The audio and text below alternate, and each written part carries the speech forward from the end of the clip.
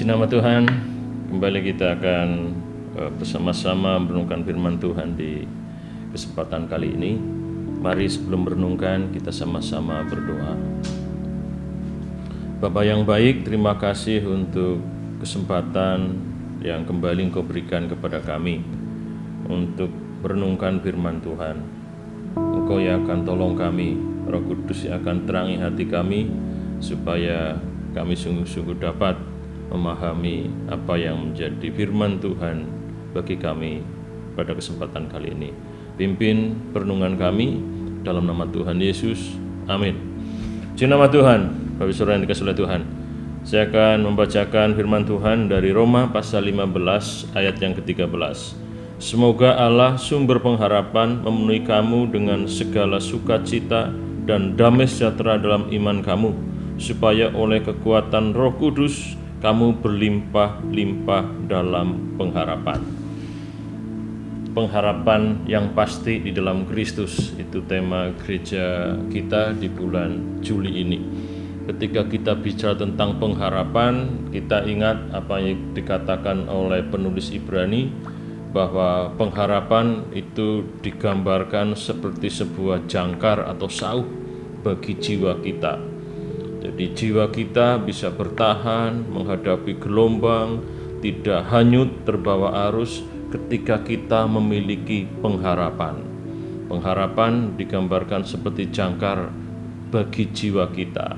Ibaratnya jiwa kita adalah sebuah perahu dan pengharapan itu adalah jangkarnya yang membuat kita bisa bertahan ketika ada gelombang dan ketika ada arus yang menerpa jiwa kita.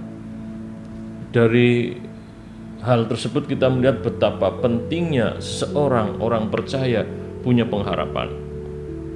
Dalam pembacaan tadi dikatakan bahwa Roh Kudus dengan kekuatannya akan memberikan kepada kita orang percaya pengharapan yang berlimpah-limpah.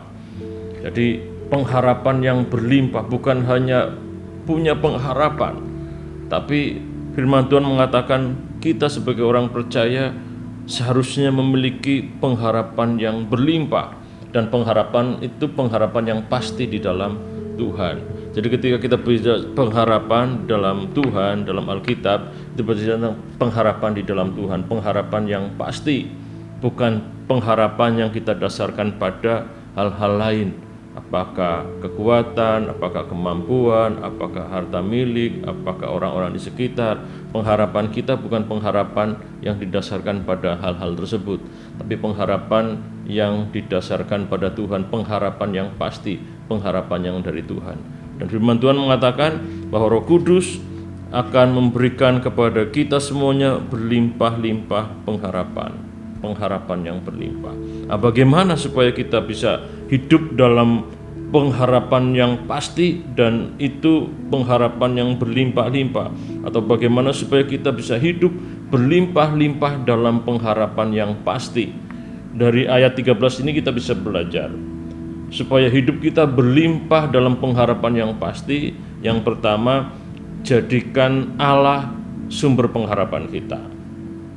Semoga Allah sumber pengharapan. Jadi ini merupakan doa Rasul Paulus kepada jemaat di kota Roma yang pada saat itu mereka mengalami perselisihan. Kalau saudara baca pasal 15 ayat 1, mulai ayat 1 sampai yang ke-12, di situ kita bisa melihat bahwa ada perselisihan di antara jemaat di kota Roma. Paulus memberikan nasihat supaya mereka bisa saling menerima, saling menghargai perbedaan yang ada di antara jemaat Tuhan. Dan di ayat 13 Paulus menyampaikan doanya, permohonannya kepada Tuhan. Dan melalui permohonan ini kita bisa belajar supaya kita hidup berlimpah dalam pengharapan. Yang pertama, kita harus menjadikan Tuhan Allah sebagai sumber pengharapan kita. Seperti tadi saya singgung, jadi pengharapan kita bukan pengharapan yang bersumber pada kekuatan kita, karena kekuatan kita sangat terbatas. Yang masih muda mungkin merasa kuat, dia bisa berpengharapan, bisa berharap dengan kekuatannya, bisa bekerja, bisa mencari apa yang diinginkan, bisa berusaha, berjuang untuk mencapai cita-citanya. Tapi kita juga harus sadar, kekuatan itu sangat terbatas. Mungkin ada orang yang juga berpengharapan dan pengharapannya bersumber kepada harta kekayaan atau harta benda yang dimiliki atau jabatan atau kekuasaan. Orang bisa saja pengharapannya didasarkan pada hal itu, bersumber pada hal itu. Tapi ingat, semua yang tadi saya sebutkan bisa hilang. Sehingga ketika pengharapan kita bersumber pada hal-hal yang sementara yang bisa hilang, pengharapan itu tidak pasti. Tapi ketika kita menjadikan Tuhan sebagai sumber pengharapan kita tahu bersama Tuhan adalah pribadi yang kekal, pribadi yang berkuasa dari awal sampai akhir, pribadi yang memang dia adalah pemilik segala yang ada di dunia ini. Ketika pengharapan kita bersumber pada pribadi tersebut, yaitu Allah, makanya pengharapan kita menjadi pengharapan yang pasti. Dan bagaimana supaya kita berlimpah dalam pengharapan yang pasti? Jadikan Allah sumber pengharapan bagi kita. Yang kedua, bagaimana supaya kita menjadikan pengharapan kita bisa hidup dalam limpah pengharapan atau berlimpah dalam pengharapan yang pasti? Yang kedua, kita menjalani hidup dengan penuh sukacita. Penuh sukacita. Supaya kita berlimpah dalam pengharapan, kita harus terus hidup bersukacita. Sukacita itu kegembiraan yang muncul dari dalam, bukan respon dari apa yang terjadi di sekitar kita. Jadi kalau gembira atau senang atau bahagia itu respon, ya, ketika kita mendapatkan hal yang baik kita bahagia.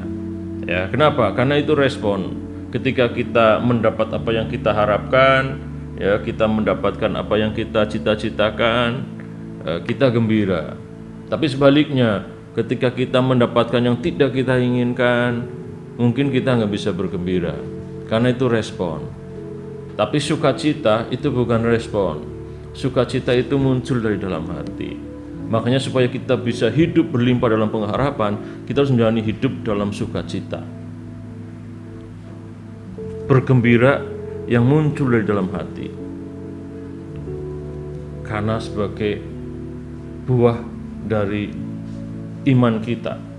Ketika kita percaya pada Tuhan, kita memiliki sukacita.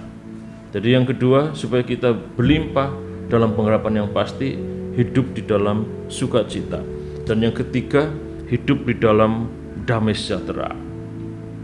Hidup di dalam damai sejahtera. Supaya kita berlimpah dalam pengharapan yang pasti, hiduplah dalam damai sejahtera. Saudara, seperti tadi disampaikan, konteks permohonan atau doa Rasul Paulus ini, ya, ini sedang memberikan nasihat kepada jemaat yang sedang mengalami perselisihan. Ada perpecahan, ya, di antara jemaat di kota Roma hanya karena perbedaan-perbedaan pandangan yang seharusnya tidak menjadi bahan atau sumber konflik atau perselisihan, tapi mereka akhirnya berselisih karena hal-hal yang seharusnya nggak jadi sumber perselisihan. Dan Paulus memberikan nasihat, dan salah satu nasihatnya adalah supaya mereka hidup di dalam damai sejahtera. Sebagai orang-orang yang beriman, mereka harus hidup dalam damai sejahtera. Jadi saudara, bagaimana supaya kita bisa menjalani hidup berlimpah dalam pengharapan yang pasti? Dari ayat 13 ini kita bisa belajar. Yang pertama, jadikan Tuhan sebagai sumber pengharapan. Yang kedua, bagaimana supaya kita berlimpah dalam pengharapan yang pasti? Jalani hidup dengan penuh sukacita. Dan yang ketiga, bagaimana supaya kita bisa menjalani hidup yang berlimpah dalam pengharapan yang pasti? Jalani hidup dalam damai sejahtera Tuhan. Ada konflik, ada perselisihan, ada perbedaan di antara kita, tapi kita harus menjalani hidup dalam damai sejahtera Tuhan, sehingga kita tetap berlimpah dalam pengharapan yang pasti, pengharapan di dalam Tuhan. Tuhan berkati kita semuanya. Kita berdoa. Roh Kudus, meteraikan, Roh Kudus, serapkan firman-Mu pada hati setiap kami. Roh Kudus juga mampukan kami untuk mempraktekkan dan menghidupi firman Tuhan ini. Terima kasih, berkati kami semuanya dalam nama Tuhan Yesus. Amin.